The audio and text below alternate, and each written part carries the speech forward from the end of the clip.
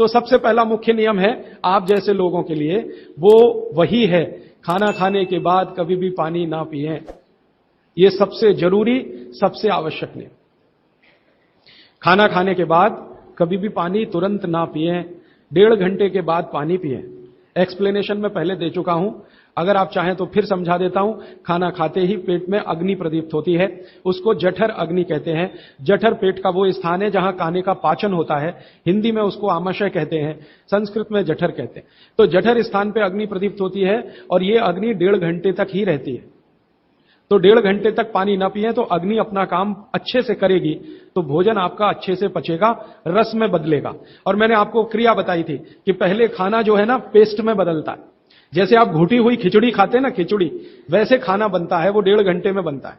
फिर उसके बाद रस निकलता है, और जब रस निकलेगा तब पानी की जरूरत है, क्योंकि बिना पानी के रस नहीं बनता। तो कहते हैं 1.5 घंटे के बाद पेट भर के पानी पिए। यह सबसे जरूरी, सबसे आवश्यक पहला नियम। दूसरा नियम, पानी कभी भी पिए तो घूट घूट भर के पिए। यह मैं बहुत आवश्यक नियम मानता हूं सबके लिए, आप जैसे लोगों के।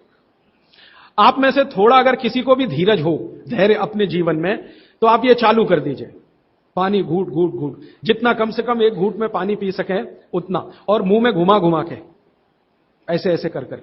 आप 6 महीने बाद देखना, 6 महीने बाद आपके शरीर की पूरी बायोकेमिस्ट्री बदल जाएगी। सबसे पहली चीज जो आप महसूस करेंगे, आप कहेंगे मैं पहले से ज्यादा फ्रेश हूं।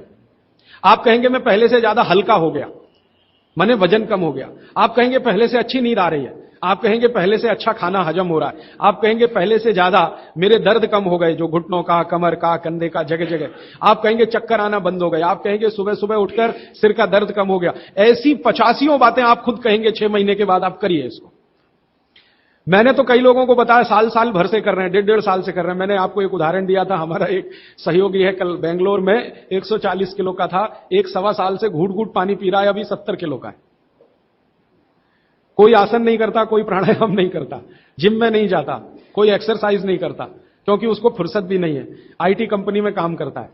लेकिन इतना जरूर करता है, पानी जब भी पिएगा घूट घूट पिएगा, खाने के 1.5 घंटे बाद ही पिएगा। यह अद्भुत है। इस नियम को मैंने हजारों लोगों पे करके देखा है, एकदम एक्सीलेंट रिजल्ट है, कई बार तो चमत्कारिक रिजल्ट है। और कारण उसका क्या है? कारण उसका एक ही है कि घूट घूट पानी पीने से ज्यादा लार पेट में जाती है। पेट को हमेशा लार की जरूरत है, क्योंकि यहां एसिड बन रहा है। एसिड खाने के समय में जो निकले तो खाना पचे, खाने के आगे पीछे जो एसिड निकलता है वो डाइल्यूट होना ही चाहिए, नहीं तो वो पूरे रक्त में जाकर उसकी एसिडिटी बढ़ा देता है। और वही एसिडिटी है जो आपको हार्ट अटैक लाती है, कार्डियक अरेस्ट की तरफ ले जाती है, ब्रेन हेमरेज करा देती है, पैरालाइज्ड हो जाते हैं आप। गंभीर से गंभीर रोग इसी एक नियम के ना होने से होते हैं। आप पानी गटागट गटागट जो पी रहे हैं, यही एक छोटी सी गलती जिंदगी में आपको सबसे भारी पड़ेगी। ठीक है? तो पहला नियम मैंने आपके लिए कि पानी खाने के 1.5 घंटे बाद पीना, हमेशा पानी घूट घूट भर के घुमा घुमा के पीना है। सुबह का पानी हो या दोपहर का, शाम का, जब भी पिए घूट घूट भर के। पानी कैसे पिए? तो इन्होंने कहा ऐसे करके पिए। ये अच्छा नहीं है, आपके लिए अच्छा नहीं। आपको पानी हमेशा पीना है तो शरीर के नजदीक रख के ही पानी पिए। हमारे भारत में, मैं आपको एक बात ऐसी कहता हूं जो थोड़ी सी हटकर है, लेकिन आपको समझाने में मदद करे। भारत में हजारों साल की जो सभ्यता है, गिलास नहीं है। ये गिलास जो है ना, विदेशी है। गिलास भारत का नहीं है। ये गिलास जो है ना, यूरोप से आया, और यूरोप में पुर्तगाल से आया। ये पुर्तगाली जब हमारे देश में घुस गए, तब से गिलास में हम फंस गए। गिलास अपना नहीं है, लोटा है, लोटा। लोटा और गिलास का अंतर आप, लोटा है, और लोटा कभी भी एक रेखीय नहीं होता, वो ऐसे ऐसे ऐसे ऐसे होता है। तो भागवत जी कहते हैं कि जो बर्तन एक रेखीय हैं उनका त्याज्य करें, वो है नहीं अच्छे, काम के नहीं है। तो गिलास का पानी पीना अच्छा नहीं माना जाता, तो लोटे का पानी पीना अच्छा माना जाता है। अब आप बोलेंगे जी क्या फर्क है? फर्क सीधा सा है, पानी के बारे में मैं बता चुका हूं। पानी को जहां धारण किया जाए वैसे गुण उसमें आते हैं। पानी अपने गुण कुछ नहीं है, जहां दे दो वही गुण हो जाते हैं। दही में मिला दो तो छाछ में बन गया, वो दही का गुण ले लेगा, पानी खत्म हो गया। दूध में मिलाया तो दूध का गुण। तो लोटे में पानी जो रखा तो पात्र का गुण आएगा, लोटे का। अब लोटे का गुण क्या? लोटा गोल है ना, गोल है ना। और आप थोड़ा गणित अगर समझते हैं और विज्ञान समझते हैं तो हर गोल चीज का सरफेस टेंशन कम रहता है। हर गोल चीज का सरफेस टेंशन कम रहता है क्योंकि सरफेस एरिया कम होता है। हर गोल चीज का चूंकि सरफेस एरिया कम है इसलिए सरफेस टेंशन कम है। इसको हिंदी में पृष्ठ तनाव कहते हैं। हर गोल चीज का सरफेस एरिया कम है तो सरफेस टेंशन कम है, और सरफेस टेंशन कम है तो जो पानी उसमें है उसका भी सरफेस टेंशन कम है। तो कम सरफेस टेंशन का पानी ही आपके लिए सबसे ज्यादा उपयोगी है। अगर सरफेस टेंशन बढ़ा हुआ पानी आप पिएंगे तो बहुत तकलीफ करने वाला है। सरफेस टेंशन बढ़ी हुई कोई भी चीज आप खाएंगे तो तकलीफ करने वाली है, क्योंकि उसमें शरीर को तकलीफ देने वाला एक्स्ट्रा प्रेशर आता है। तो गिलास का पानी और लोटे के पानी में जमीन आसमान का अंतर। इसी तरह से कुएं का पानी, कुआं गोल है ना, सबसे अच्छा। ये सारे साधु संत कुएं का ही पानी पीते हैं, आप जानते हैं। ना मिले तो बिहार कर जाते हैं, जहां कुआं मिलेगा वहां पिएंगे। देखा है ना आपने साधु संत, वो कुएं का पानी उनके लिए सर्वश्रेष्ठ है, क्योंकि कुआं गोल है, कुएं की सरकमफरेंस कम है और सरफेस एरिया कम है, इसलिए सरफेस टेंशन कम है। और सरफेस टेंशन कम होने से क्या होता है, पानी का एक गुण बहुत लंबे समय तक जीवित रहे। पानी का सबसे बड़ा गुण है सफाई करना। अब आपके लिए वो गुण कैसे काम में आ रहा है वो जरा देखिए। आपकी बड़ी आंत है और छोटी आंत है, आप जानते हैं कि उसमें मेम्ब्रेन है, कचरा उसी में जाके फंसता है, तो इसको निकाल निकाल के बाहर लाना पड़ता है। यह तभी संभव है जब सरफेस टेंशन कम वाला पानी आप पी रहे हैं। तो अगर सरफेस टेंशन बढ़ा हुआ पानी है तो यह कचरा बाहर नहीं निकालेगा। मैं इसको एक दूसरे तरह से समझाता हूं, कॉम्प्लिकेशन है लेकिन सरल समझा रहा हूं। आप एक एक्सपेरिमेंट करिए, आज घर जाइए और दूध लेके चेहरे पे लगाइए थोड़ी देर, और 5 मिनट बाद रुई से पूछिए तो रुई काली हो गई है ना। कैसे? अंदर का कचरा और गंदगी बाहर आया। कैसे बाहर आया? वो दूध ने बाहर लाया। अब दूध कैसे बाहर लाता है? दूध का सरफेस टेंशन सभी वस्तुओं में सबसे कम है। तो जैसे दूध आपने अप्लाई किया, दूध ने इस त्वचा के सरफेस टेंशन को कम कर दिया, क्योंकि जो वस्तु का जो गुण है दूसरे पर लगाओ तो वैसा ही आएगा। तो यहां दूध ने सरफेस टेंशन कम किया तो त्वचा थोड़ी सी खुल गई, और त्वचा खुली तो अंदर का कचरा बाहर निकल गया। यही क्रिया पानी करता है पेट में।